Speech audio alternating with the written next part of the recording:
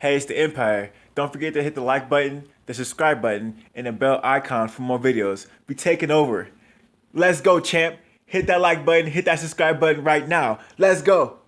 Hey, it's the Empire, Geoboxing Empire, Baxter Boxing. Now, man, my boy, man, Gervonta Tank Davis says he wants to come back and fight a champion. And I understand, man, he just stopped Leo Santa Cruz coming off a big win.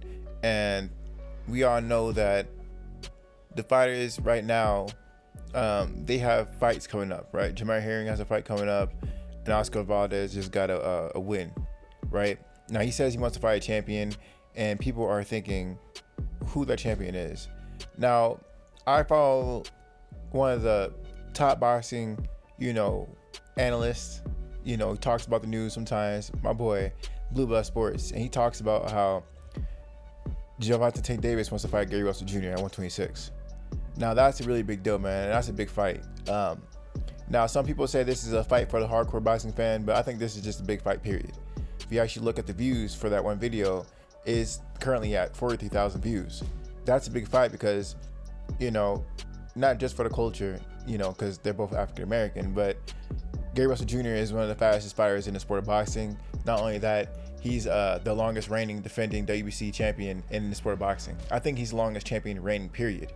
Right? And that's a really big deal because Gary Russell Jr., he's just been underrated his whole career.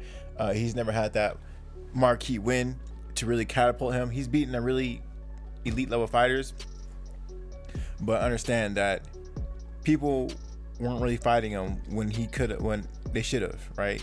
Gary Russell Jr. should have fought Carl Franson when he fought him, Arvid Mares. There's just a lot of big fights that could have happened that ended up not making it. But understand, Gary Russell Jr., like I said, has been champion for a long time. How long? The guy's been champion for since 2014, So that being said, we're going to see how this whole thing plays out. I'm sorry, 2015. But yeah, so anyway, 2015. That's what I meant to say, guys. But yeah, this is a really big fight. I think that Gervonta Tank Davis versus Gary Russell Jr. is a really big deal.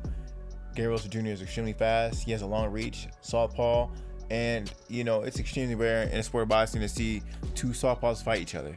They have an interesting dynamic going on, and usually when a southpaw fights an orthodox fighter, there's a big gap between the two fighters. But now, since these fighters are both southpaw, it's gonna come down to who's actually the better boxer. And contrary to popular belief, you would think that Gary Russell would be taller, but have a longer reach, but he actually doesn't. And Gary Russell Jr. does not have a longer reach. Gervonta Tank Davis has a longer reach. Gary Russell Jr. has a 64-inch arm reach, and Gervonta Tank Davis has a 67-inch arm reach, 67.5-inch arm reach. So yeah, man, he is a longer fighter, but he's not faster than Gary Russell Jr. And Gary Russell Jr., he moves, in my opinion, he moves better to throw a combination than Gervonta Tank Davis. But Gervonta, he has that power, he has that eraser, and he actually does have a high boxing IQ as well, and he's been boxing as of late. But that last fight with Leo Santa Cruz, that was all guts and glory. At one point, Leo Santa Cruz was landing a lot of combinations, and understand that Leo Santa Cruz is a combination puncher. I mean, it's more of a volume puncher than a combination puncher, but he was just landing shots by just letting his hands go. And Gary Russell Jr., there's much more patterns to his attack. They're predetermined combinations, right? So Gary Russell Jr., he's sharper when he throws his combinations, so it's going to be a lot easier for Gary Russell Jr., in my opinion, to land on Gervonta than Leo Santa Cruz did. All in all, man, it's gonna be a really good fight. Gary Russell Jr., his guy's getting old, man. He does need a big fight. He is 32 years old, and he does need to get in the ring and fight one of these elite level fighters, man. At some point, you gotta take a leap of faith, So I do think this be a huge fight, man. Understand that Gervonta Tank Davis, man, he's a star, man. I mean, he fights in anywhere that's his demographic, which is African American. He fights in Detroit, he's gonna sell out, man. He fights in Brooklyn, he's gonna sell out. Everywhere this guy goes, he fights, he sells out.